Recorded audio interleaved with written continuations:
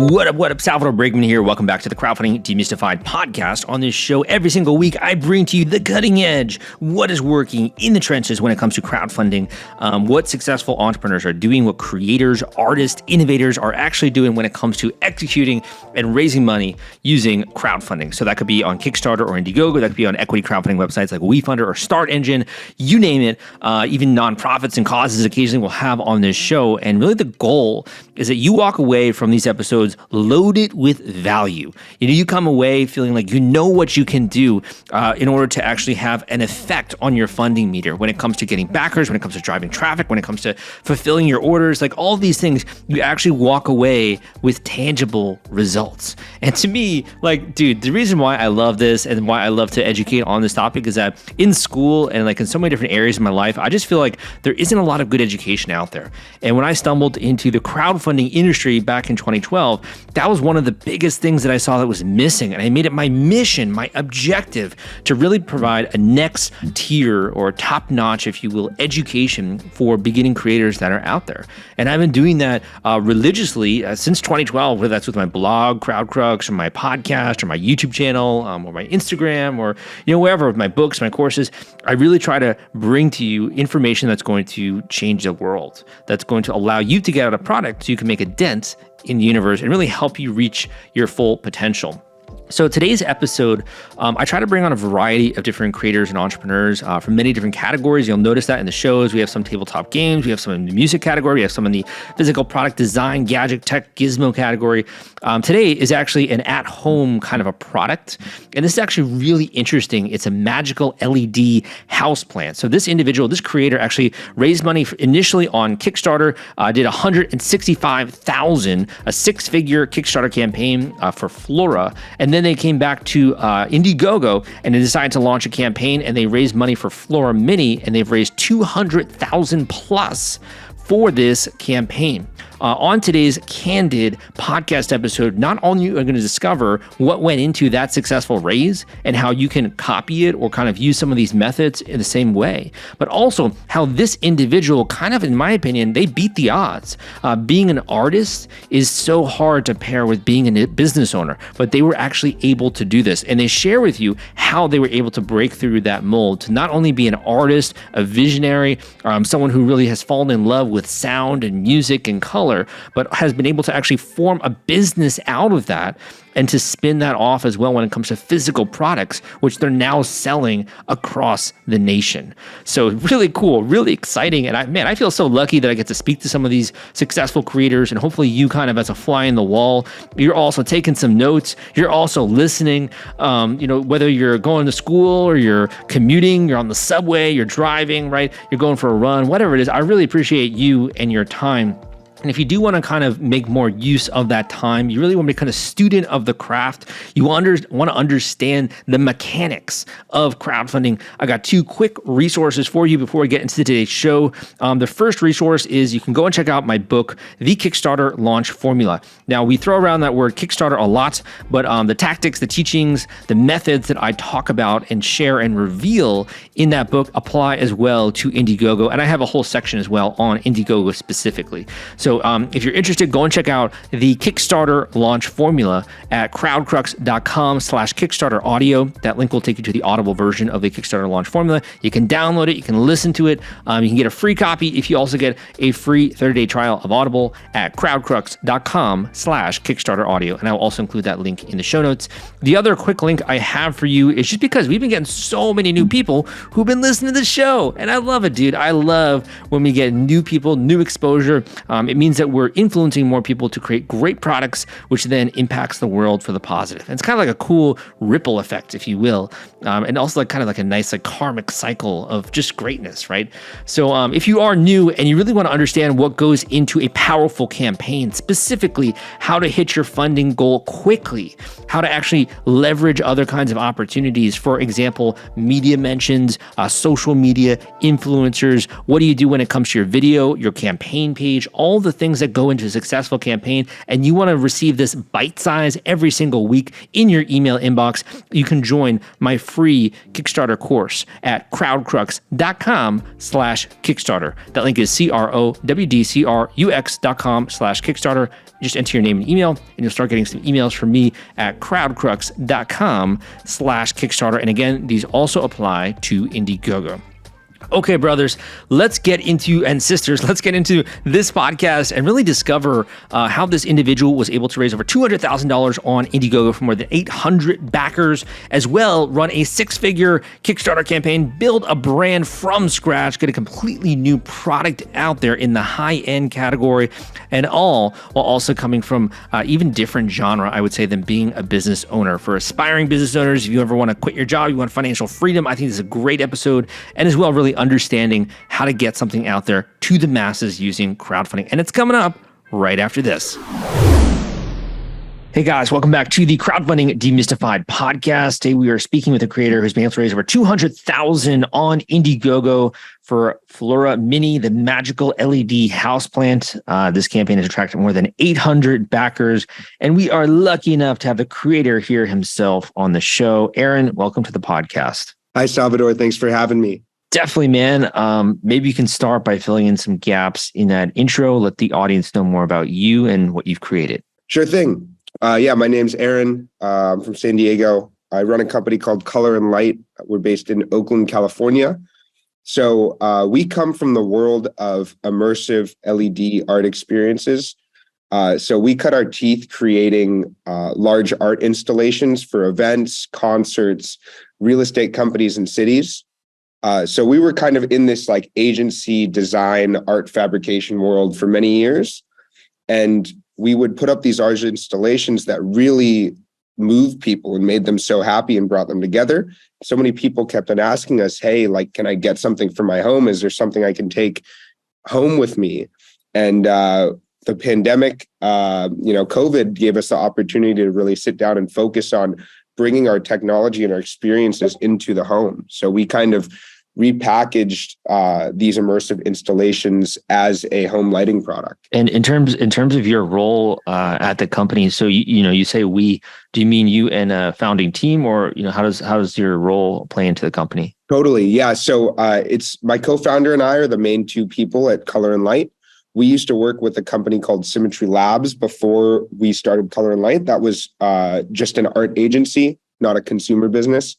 So we left Symmetry Labs to start our own company about 3.5 years ago, and then started working on the consumer line of the business. What made you decide to jump ship and do your own thing, right, when it comes to that?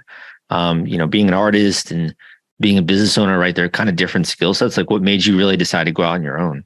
Totally. A couple different things. I think our first company we worked at was amazing. We got to do a lot of unbelievable art installations, traveled all over the world, did everything from music festivals to corporate events to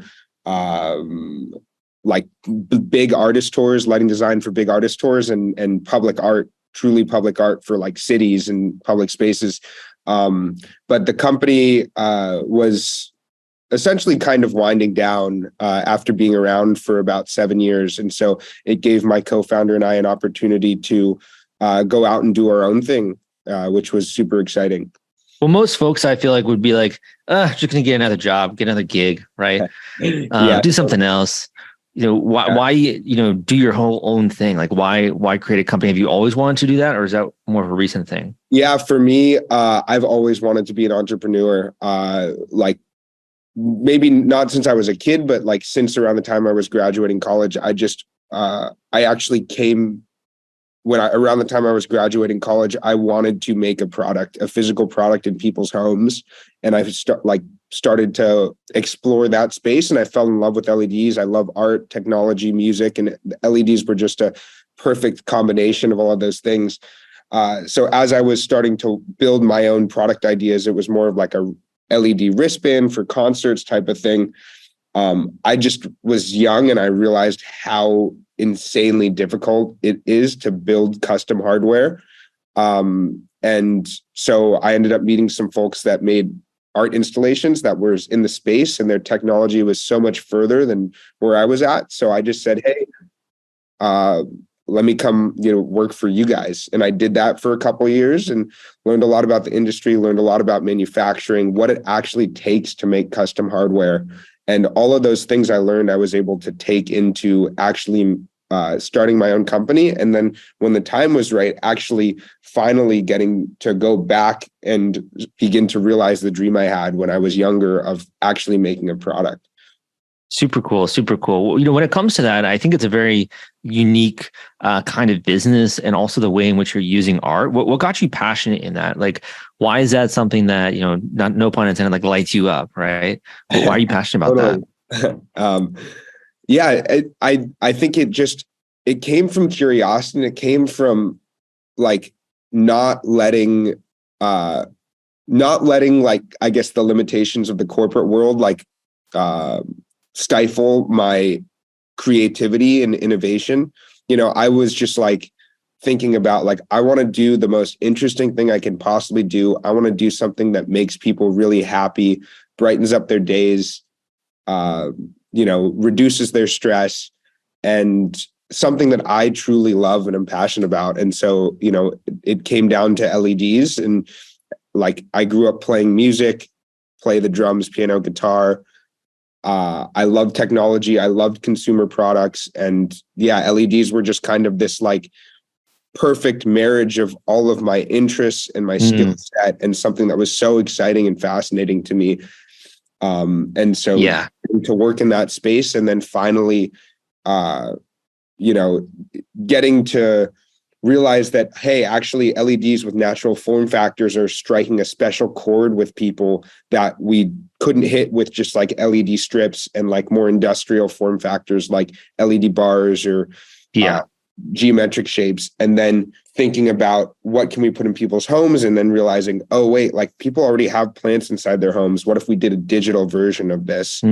So really cool. Yeah. And honestly, that's something that's so huge in Miami. Like, your product would sell like crazy, right? In Miami, we love LEDs and neon and all that kind of stuff. Yeah. We sent a couple demo units out there, but we're going to have 2,200 units in stock in about a month. And we're hoping Miami is a big market for us. So it's huge. It's fun to see. We've been working on consumer products for 2.5 years, and we did our first manufacturing run actually a year and a half ago. So we've actually done 2 crowdfunding campaigns, one for our first product, which was in October of 2020, and then the second one, which you referenced earlier, which was in October of 22. But our first product, we weren't able to make a lot of extra units, and it sold out within a month of us getting it into stock.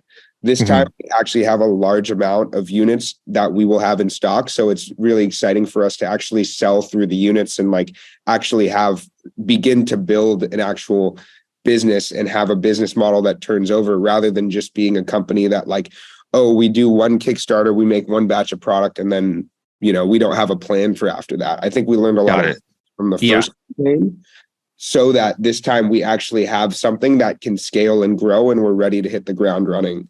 Cool. So, I mean, this first campaign, I think you raised around 165, right? This one was around 218. So congratulations on that. How long were you working on the product before it really came out and you showed it to people with a crowdfunding campaign? So I'll talk about this for the first product, because I'm guessing a lot of your audience is thinking about, the first time. We started working, we had the product concept in March or April of 2020 and launched the Kickstarter in October. So it was about a solid 6 months. Awesome. It's certainly, come together pretty well, like looking at the page, the cool design, love all the photos, the GIFs, like it looks super cool. So kind of in thinking about that, fast forward, we'll talk, I guess, about your first campaign. When you were actually thinking about unveiling this to the world, what was kind of going through your head the night before you went live? Because it sounds like this is the first time you were doing crowdfunding, right? What was kind of going through your head? Oh, man. I mean, that was really terrifying and really exciting. Because like when we were doing it the first time, everything was super new to us. Like, we knew how to build big art installations. We knew the stuff we built people really loved, but we didn't know if we were going to be able to put something in someone's home and charge a fairly high price for it. Our first product was $500 plus shipping. All in, it's more in the $600 range. It's definitely a luxury product. So yeah, I think the biggest thing with crowdfunding is, and especially now as we're getting into the space of I would say crowdfunding is no longer super hot. It was super hot back in the 2013 to 2016 era with Pebble and these crazy viral campaigns that were doing so well. I think crowdfunding has become way more of a game of actual market validation and hard numbers and running ads and being super data driven. Mm-hmm. So I think a lot of smart people in the space would tell you, actually, you should already have a really good idea if your product is going to work or not by the day you launch. And how that's actually done is by running ads to a pre-sale page. Mm-hmm. And we did do some of that. So I was already, at the time, the day before we launched the first campaign, we had already spent probably $2,000 or $3,000 on ads, and we're getting email signups like crazy. We were running ads to a basic pre-sale page, Fluora coming soon, couple renders, a little bit of info on the product, and we were getting crazy rates of signups and people talking about it, people emailing us. So that was validating. We had validated the product concept before we launched our campaign. The biggest thing, my biggest regret looking back on it, was we didn't validate the price along with the product concept. So we ended up having a fairly low conversion rate, actually lower than we were thinking. Mm-hmm. So when it comes to that, I mean, just to dive in with what you were mentioning, you're running ads. Which channels were you using for this? Because now there are so many channels out there, right? There's TikTok, there's Instagram, there's Facebook, there's Google. What channels were you reaching people through? Totally. For us, Instagram has been the main one that works. Our product is so visual that we if you think about your product and what the best way to present it to someone is, there's probably a channel that comes to mind as the first, right? And I would say for a lot of these design-led new wave consumer products, it's going to be Instagram. Yeah, Google is just, your keyword probably isn't mature enough. You're relying on text. Google's more for more mature companies spending way more money, having already validated product market fit, having already some market for their product. And then I would say on the flip side, TikTok's a little too nascent from our experience. Also, the demographic on TikTok skews way younger. I'd say if your product is in the sub $99 range, you might have more success in TikTok, but we haven't seen as much as we've seen on Instagram. If you're worried about the fulfillment and shipping part of your Kickstarter campaign when it comes to getting out all those perks and rewards to your backers, rest assured I've put together a complete Kickstarter fulfillment and shipping checklist for you, and it's free. This is sponsored by the folks at Fulfillrite, and they thought that you should have this checklist as part of your arsenal going into a crowdfunding campaign. If you want to get instant access to this checklist, and it's free, you can go to fulfillrite.com/checklist. Again, that is fulfillrite.com/checklist, fulfillrite.com/checklist. Just go to that link and you can download it immediately. So after you go live and you're starting to announce this and maybe to your email list or people on Kickstarter, were you finding that strangers on Kickstarter itself were backing your campaign, or was it mostly from your community? It's about, I think it was about 10% the first time of natural backers from Kickstarter, and maybe the second time on Indiegogo was 6 or 7%. It's not something you can rely on the crowdfunding community to carry your campaign for anymore. And I think anyone in the crowdfunding space will tell you that. Again, it's not 2014 and Pebble's not popping off with a $10 million crowdfunding campaign.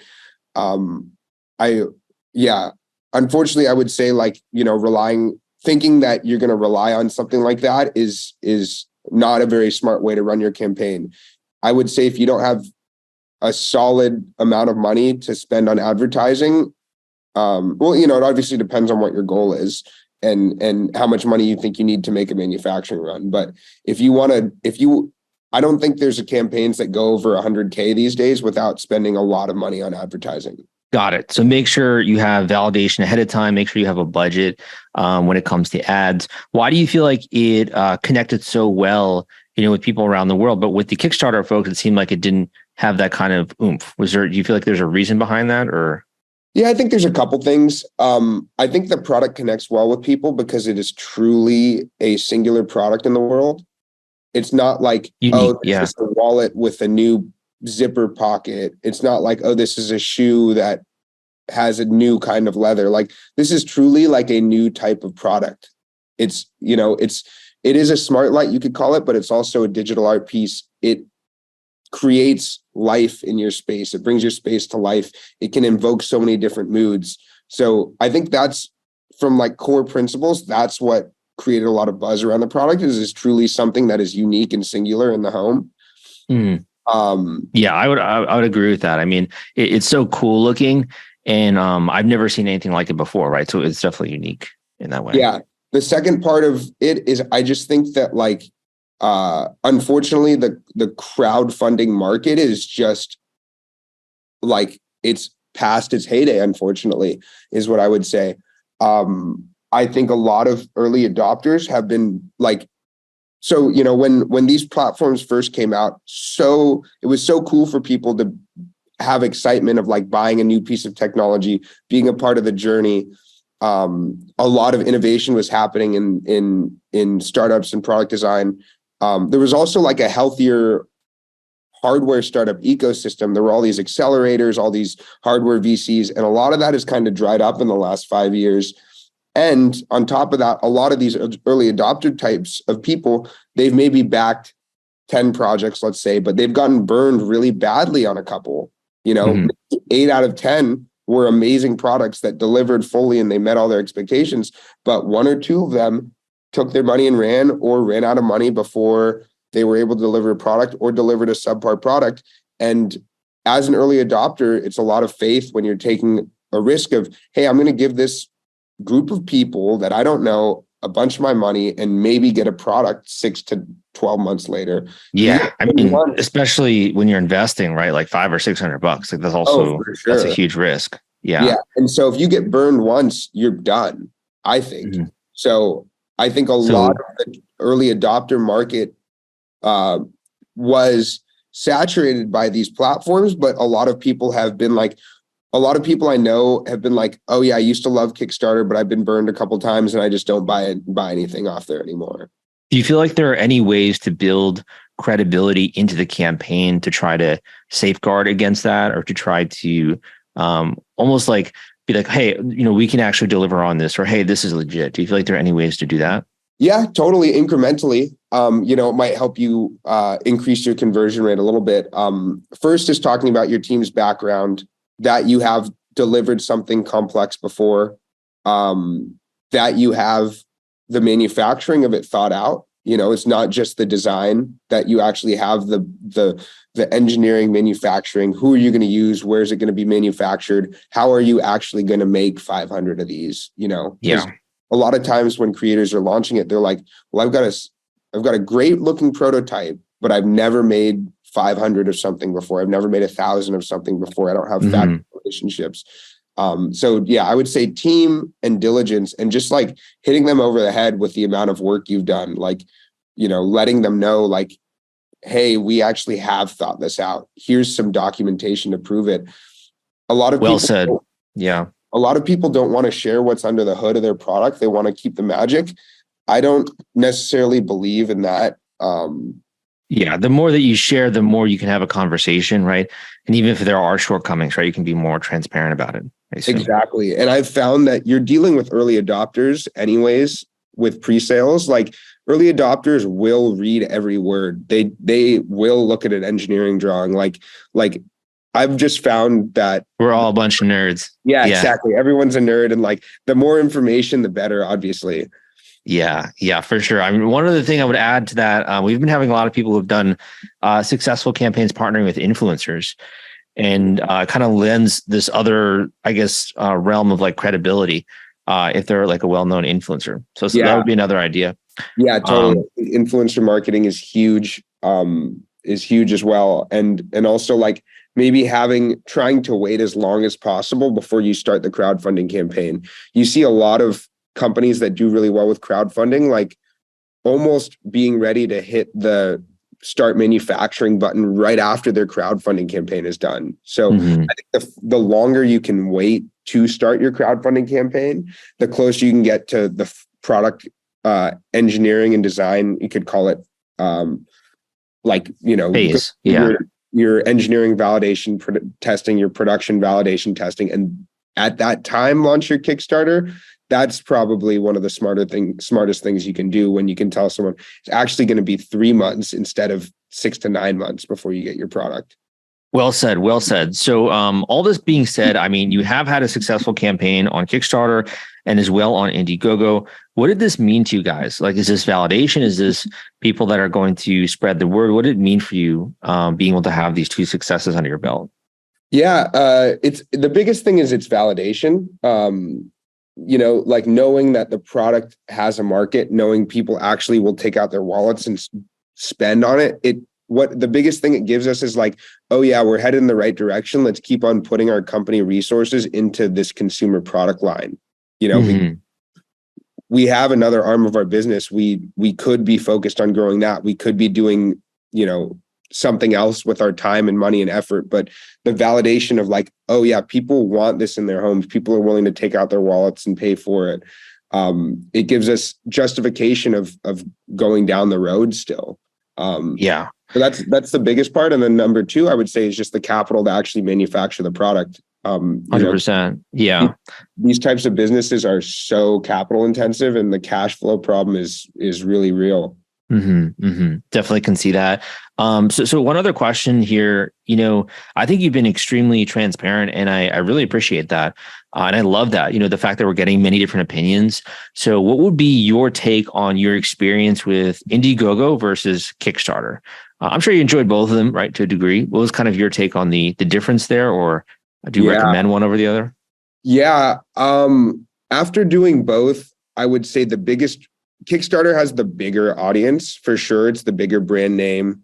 I would say the big trade-off is Indiegogo was a little bit more attentive. Like Indiegogo, I was actually emailing with the team. They were doing some email promos for us. I was able to get a hold of someone. Kickstarter is like a big machine.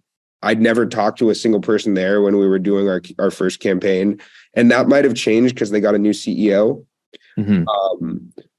But the main reason we did Indiegogo the second time was actually because Indiegogo allowed a Facebook pixel on their website. So you could actually track who is converting with your ads. So we decided that being able to get ad data was more important than launching into a larger community.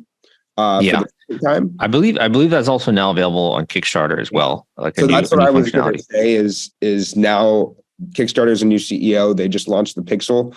Thank God, right?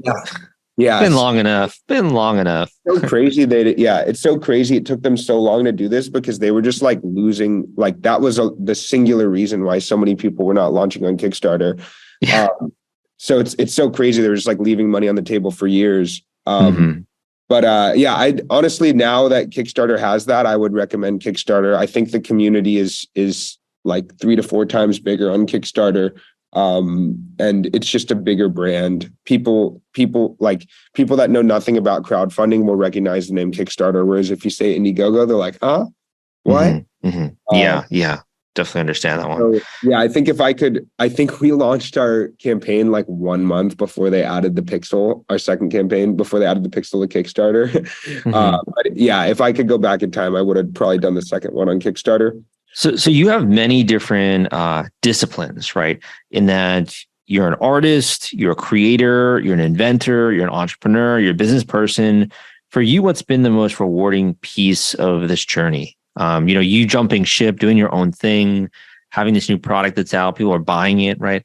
What's been the most rewarding piece of the journey? Totally. So, I mean, what I would say all of my skill set rolls up into is like, I would call myself a producer over anything. So, I wouldn't consider myself like a true artist, honestly.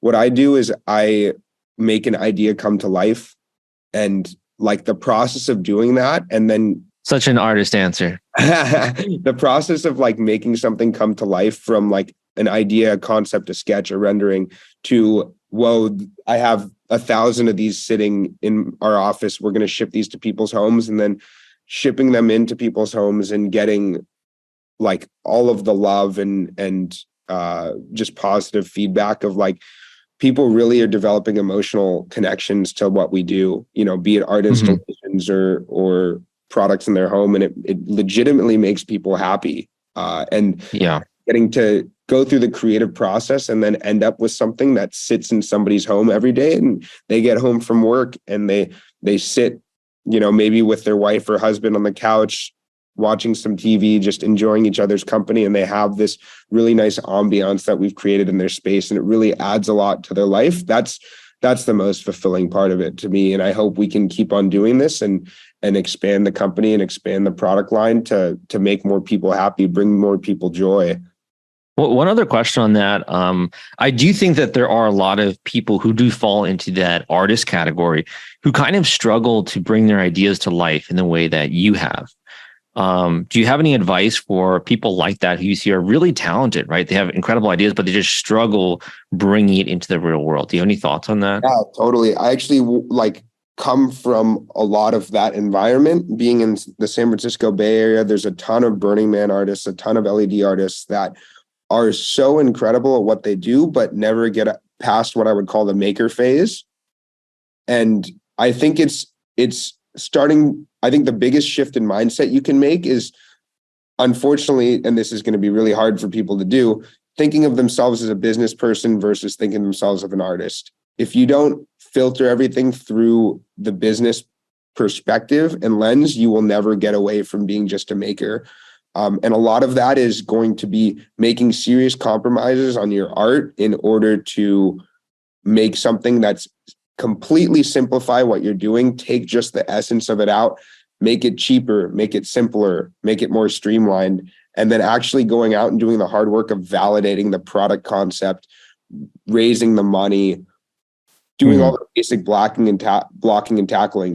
Like, people think my job is really fun and exciting and unique. And yes, the output of what I do is, but if you were to see what I actually do at my computer every day, I'm in spreadsheets and emails and Word documents. You know? Yeah.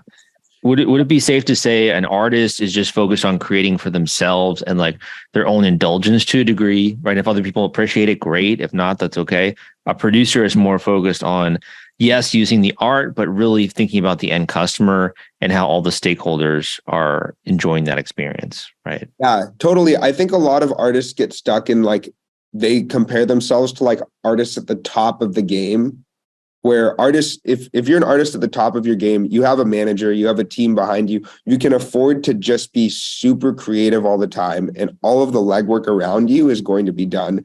I think a lot of like entry-level artists and makers have that mindset without any of the business sense. And like, at the end of the day, if you don't treat your art like a business, you're never going to get past step one. Well said. Awesome, man. Where can people go to learn more about your Indiegogo campaign? I know you're in demand. Where can they go to learn more about this? Yeah, totally. So we're in the process of moving off of our Indiegogo platform and just selling on our website directly. So that's fluoraplant.com, FLUORAPLANT.com. And then you can also just keep up with us on our Instagram. Same name, FLUORAPLANT. We have a lot of super cool behind the scenes videos, content demos, art installations we post there. So yeah, just follow along with us in the journey. Awesome. So I have two more questions for you. So my first question is, you mentioned transitioning off of Indiegogo. There are so many different platforms and technologies and tools to set up like online stores. What did you decide on? Was it Wix or Squarespace or Shopify? What was your choice in setting that up?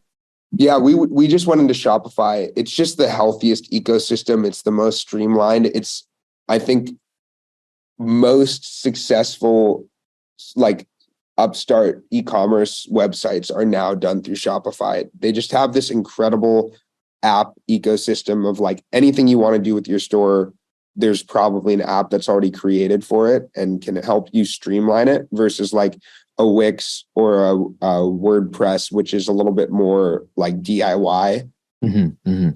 Got it.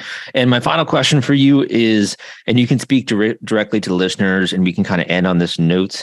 We can either end with a final quote that you'd like, a word of encouragement, maybe to yourself when you were just thinking about embarking on this journey, a final tip about crowdfunding, or something along those lines.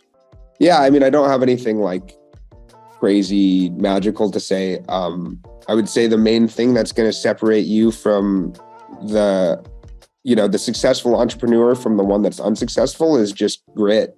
It's just keep going. The people that are successful are the ones that have stayed in the game. I would say that, and then stay a student, listen to podcasts, read books, make sure you have a good way of effectively using your time and prioritizing the work you have.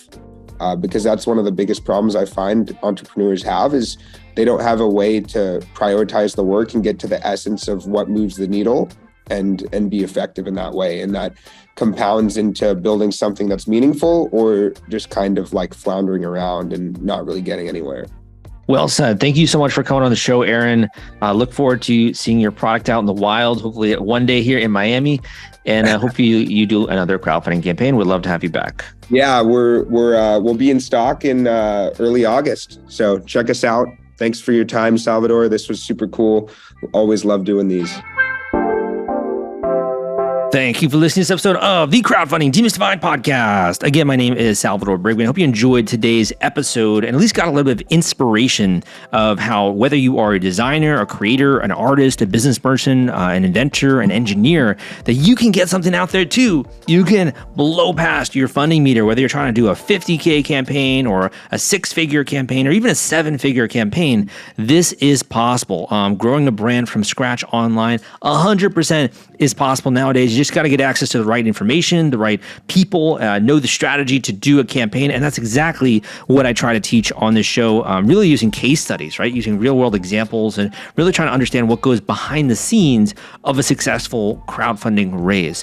So first of all, if you felt like you got a lot of value out of this show, please give me a positive rating and review on iTunes. That would mean the world to me. The team would also love to see that. It's a great kind of nice pat on the back, just knowing that we're doing a great job. So if you do take a minute or two to just leave a positive rating review on iTunes, that would be incredible. In addition, I really hope that you take some action. You take some action with this information. There's nothing that I loathe more than someone who's just learning for learning's sake. And as much as I am like a teacher and education is so important to me, I want you to use this information. Education is potential power. Knowledge is just only as good as the potential that's there. You got to put it to use, right? You got to be taking action weekly. You got to be moving towards your goals. And maybe you are in that research or that learning phase, which is great. Start writing things down. If you want to, move faster, I can talk about a way to do that in just a second. But really, the most successful creators that I've ever seen on this podcast, the most successful entrepreneurs that I've worked with as clients, as coaching students, etc., they're the people that are hustling, they're taking risks, they're taking action. And you know what? Every single one of them says it's uncomfortable, there's a lot of uncertainty, and there's a lot of fear, but they do it anyway. And that's the definition of courage, my friends. If you feel like you need a little bit of guidance, because to be honest, it is hard, right? It's difficult to, try to navigate a process when you don't know what you're doing, when you don't know what you don't know. It can be quite challenging. And that's really why I started to do these individual one-on-one coaching calls, is to make myself available on a selective basis to members of the community who really value that, who understand that just even an alignment change or a direction change or an introduction when it comes to resources or people can really make a profound difference in their success. And the more I started to do these coaching calls and actually able to point them in the right direction, people started to see incredible levels of success when it comes to raising more money, when it comes to getting more products out there, solving problems, and most importantly, when it comes to their marketing, even helping on a selective basis with a couple of these different projects. So it's been so cool and rewarding. And if you really want to speed up this process and you want to book an individual intensive coaching call, I'm going to give you a link to be able to do that. All you got to do is go to this link I'm about to mention at crowdcrux.com/coaching. That link is crowdcrux.com/coaching. Again, that link is crowdcrux.com/coaching. coaching. I know it's a lot of work to get a new venture up and running, so I do hope that you're, even if you're burning the midnight oil, that you find this to be an incredibly inspirational show. I'm hailing in from you here from Miami.